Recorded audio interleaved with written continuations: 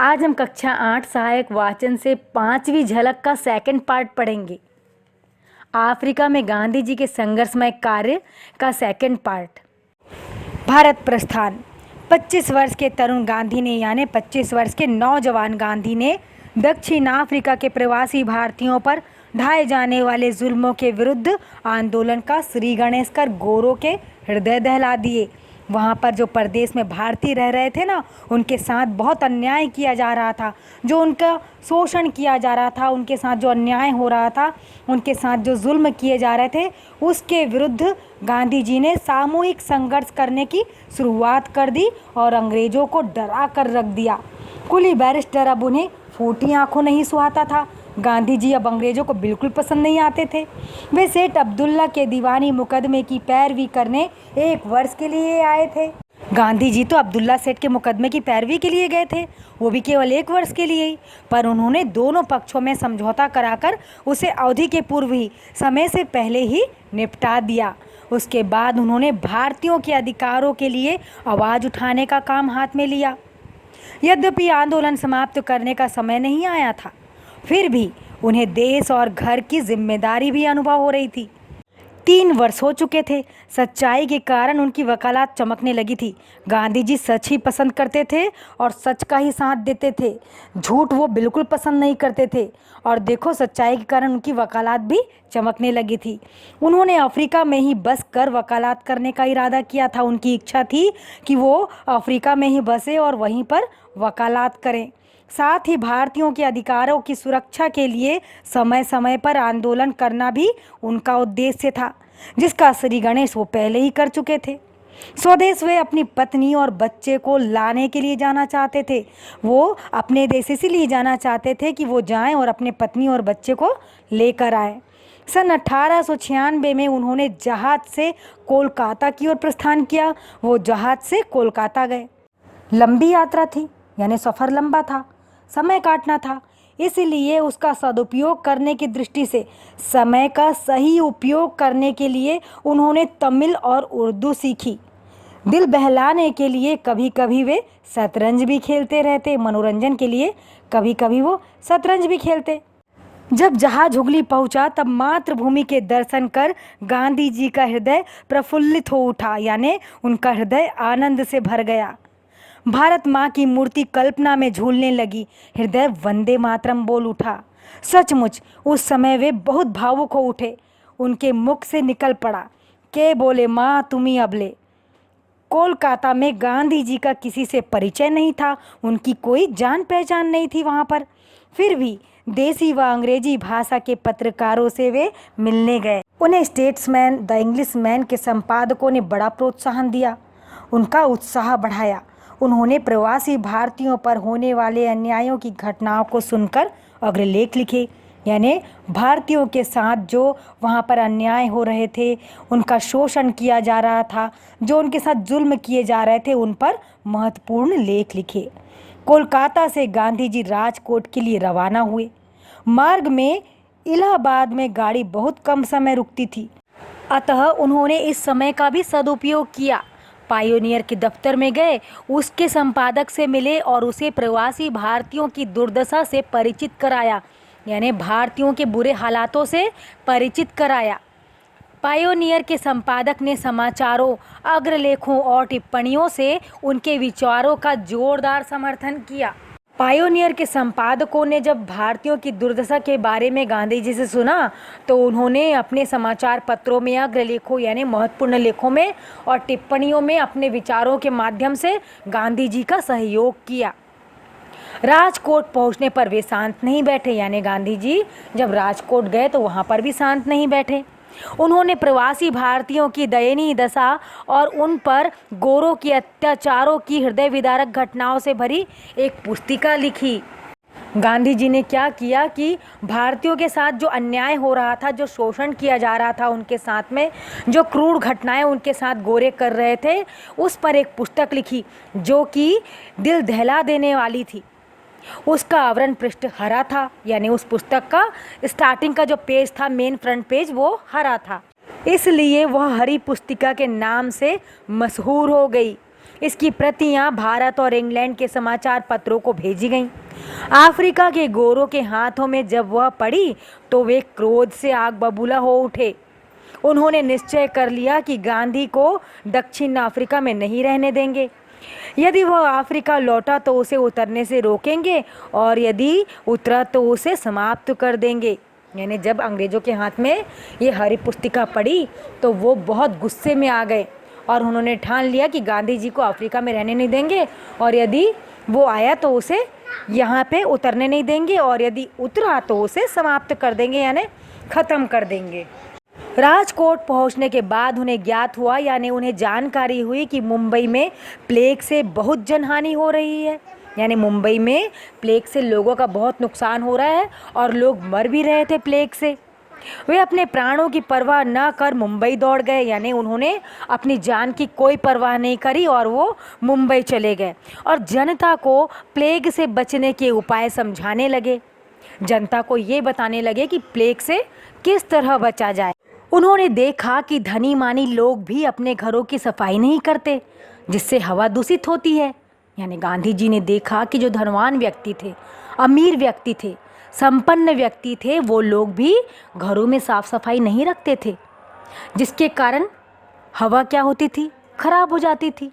क्योंकि यदि गंदगी रहेगी तो हवा प्रदूषित होगी ही होगी और हवा के दूषित होने से कीटाणु बढ़ेंगे और कीटाणु हवा से ही फैलते हैं, जिससे बीमारी फैलती है। तो उन्होंने गरीब और अमीर दोनों को समझाया कि प्लेग से बचने का उपाय स्वच्छता यानी साफ सफाई और वायु की शुद्धता है। मुंबई में वे प्रसिद्ध नेताओं और कार्यकर्ताओं से मिले। गांधी जी मुंबई में विख्यात नेताओं से और कार्यकर्ताओं से मिले। उन्हें गोपाल कृष्ण गोखले ने बहुत प्रभावित किया, यानी बहुत इम्प्रेस किया। वे उन्हें अपना राजनीतिक गुरु मानने लगे। समय समय पर अपनी समस्याओं का यानी कठिनाइयों का, उलझनों का, शंकाओं का उनसे समाधान प्राप्त करने लगे। गोखले भी उनकी समाज सेवा के कारण उनसे पुत्रवत यानी बेटे की तरह व्यवहार करने लगे, उन्हें अपना पुत्र मानने लगे। गांधी जी मुंबई से चेन्नई गए। तमिल कुली बाल सुंदरम की करुण कहानी सारे देश में फैल चुकी थी। गांधी जी दक्षिण अफ्रीका के मजदूरों और कुलियों के हितों की यानी अधिकारों की रक्षा करते थे। यह जानकर बहुत से तमिल भाषी उनसे मिलने आए कि ये हमारे हितों की रक्षा करते हैं, हमारे अधिकारों की रक्षा करते हैं, इसीलिए मिलने गए। गांधी जी ने थोड़ी तमिल सीखी अवश्य थी, पर वे उसे ठीक तरह से बोल नहीं पाते थे। विदेशी भाषा में बोलना यानी कि अंग्रेजी भाषा में बोलना गांधी जी को पसंद नहीं था, परंतु विवश हो यानी मजबूर हो उन्हें अंग्रेजी में ही तमिल भाषी जनता को अफ्रीका की स्थिति समझानी पड़ी। क्योंकि गांधी जी चेन्नई गए थे और चेन्नई की अधिकतर जनता तमिल भाषी थी और गांधी जी को तमिल भाषा आती जरूर थी, उन्होंने सीखा जरूर था, परंतु उसे ठीक तरह से वो बोल नहीं पाते थे। इसीलिए मजबूरी में अफ्रीका के जो हालात थे वो वहाँ पर उनको अंग्रेजी में समझाने पड़े। धीरे धीरे गांधी जी की ओर भारतीयों का ध्यान आकर्षित होने लगा, उनके प्रति आदर पैदा होने लगा। तो बच्चों, देखा आपने इस झलक में गांधी जी के संघर्षमय कार्य। अब चलते हैं हम अभ्यास प्रश्नों की ओर। पहला प्रश्न है, अफ्रीका में गांधी जी को किन किन अपमानजनक घटनाओं का सामना करना पड़ा? गांधी जी को अफ्रीका में बहुत सी अपमानजनक घटनाओं का सामना करना पड़ा। सबसे पहले तो भारतीयों पर भेदभाव का सामना करना पड़ा। फिर मजिस्ट्रेट ने उन्हें पगड़ी उतारने को कहा और जब वो प्रिटोरिया के लिए सफ़र कर रहे थे तो उनके पास पहले दर्जे के डिब्बे का टिकट होते हुए भी उन्हें ज़बरदस्ती गाड़ी से उतार दिया गया और उनका सामान फेंक दिया गया। और जब वे पुनः प्रिटोरिया के लिए यात्रा कर रहे थे, जिस गोरे ने उन्हें कोच बॉक्स पर बैठने की अनुमति दी थी, उसी ने उन्हें पुनः उठाने की कोशिश की और अपने पैरों के नीचे बैठने को कहा। जब गांधी जी ने मना किया तो गांधी जी के साथ उसने मारपीट की और उनके सिर पर चोट भी की। प्रश्न 2 है, इन घटनाओं की गांधी जी पर क्या प्रतिक्रिया हुई?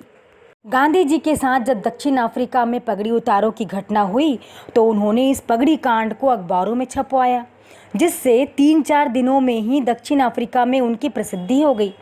फिर जब उन्हें गाड़ी से ज़बरदस्ती उतार दिया गया था, उनका सामान फेंक दिया गया था, तब उन्होंने निश्चय कर लिया कि वे राग द्वेष से दूर रहकर अन्याय का विरोध करेंगे। ये उनकी अंतरात्मा की आवाज़ थी जिसने उनके भावी कार्यक्रम की रूपरेखा निश्चित कर दी। और फिर आगे उन्होंने भारतीयों पर ढाए जाने वाले जुल्मों के विरुद्ध आंदोलन का श्रीगणेश कर दिया और अंग्रेजों के दिल दहला दिए। प्रश्न 3 है, गांधी जी ने भारत आना क्यों स्थगित कर दिया? गांधी जी भारत लौटने की तैयारी करने लगे तो सेठ अब्दुल्ला उन्हें विदाई भोज दे रहे थे। उसी समय उनके हाथ में किसी ने नेटाल मरकरी नाम का अखबार दे दिया। उसमें नेटाल विधानसभा की रिपोर्ट छपी थी जिसमें भारतीयों को मताधिकार से वंचित करने वाला विधेयक विधानसभा के अगले सत्र में उपस्थित करने की बात थी। पढ़ते ही उन्होंने भारत जाने का विचार स्थगित कर दिया। प्रश्न 4 है, अफ्रीका में गांधी जी ने भारतीयों को कैसे संगठित किया? गांधी जी की प्रेरणा से भारतीयों को अपने अधिकारों को समझने की उत्सुकता पैदा हुई। नया उत्साह, नई उमंग दौड़ गई। सभाएं होने लगी, चंदा एकत्रित होने लगा। पुराने बसे हुए भारतीयों ने बड़े उत्साह से काम शुरू कर दिया। ब्रिटिश उपनिवेश मंत्री लॉर्ड रिपन के पास नेटाल विधानसभा में पास हुए बिल के विरुद्ध 10,000 भारतीयों के हस्ताक्षरों सहित दरख्वास्त भेजी गई। गांधी जी ने जब पुनः भारत लौटने की इच्छा प्रकट की तो भारतीयों ने बड़ी मनुहार कर उन्हें जाने नहीं दिया। ऐसी स्थिति में गांधी जी ने भारतीयों के हितों की रक्षा के लिए, उनके अधिकारों की रक्षा के लिए एक स्थायी संगठन बनाया और उसका नाम नेटाल इंडियन कांग्रेस रखा। इसकी स्थापना 22 अगस्त 1894 के दिन हुई। इस तरह गांधी जी ने भारतीयों को संगठित किया।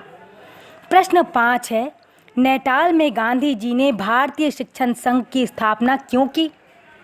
लोकमत तैयार करने के लिए उन्होंने नेटाल भारतीय शिक्षण संघ की स्थापना की। इस संस्था के माध्यम से पुराने भारतीयों के बच्चों को शिक्षित कर वे उनमें मातृभूमि का प्रेम जागृत करना चाहते थे। प्रश्न 6 है, भारत आकर गांधी जी ने प्रवासी भारतीयों की दुर्दशा से लोगों को कैसे अवगत कराया? कोलकाता में गांधी जी देसी व अंग्रेजी भाषा के पत्रकारों से मिले और उन्होंने प्रवासी भारतीयों पर होने वाले अन्यायों की घटनाओं को सुनाकर अग्रलेख लिखे। पायोनियर के संपादक को भारतीयों की दुर्दशा से परिचित कराया तो पायोनियर के संपादक ने समाचार पत्रों में, अग्रलेखों में और टिप्पणियों से उनके विचारों का जोरदार समर्थन किया। इतना ही नहीं, राजकोट पहुंचने पर वे शांत नहीं बैठे। उन्होंने प्रवासी भारतीयों की दयनीय दशा और उन पर गोरों द्वारा होने वाले अत्याचारों की हृदय विदारक घटनाओं से भरी एक पुस्तिका लिखी जो हरी पुस्तिका के नाम से मशहूर हुई। इसकी प्रतियां भारत और इंग्लैंड के समाचार पत्रों को भेजी गई। इस तरह गांधी जी ने भारतीयों की दुर्दशा से लोगों को अवगत कराया। प्रश्न 7 है, रिक्त स्थानों की पूर्ति कीजिए का नेटाल इंडियन कांग्रेस की स्थापना सन 22 अगस्त 1894 में हुई। ख है, नेटाल इंडियन कांग्रेस के अध्यक्ष सेठ अब्दुल्ला और मंत्री गांधी जी चुने गए। ग है, हरी पुस्तिका का प्रकाशन राजकोट में हुआ। घ है, गांधी जी गोपाल कृष्ण गोखले जी को अपना राजनीतिक गुरु मानते थे। 7वीं झलक यहाँ पर समाप्त होता है। अब हम मिलेंगे 6वीं झलक के साथ अगले वीडियो में।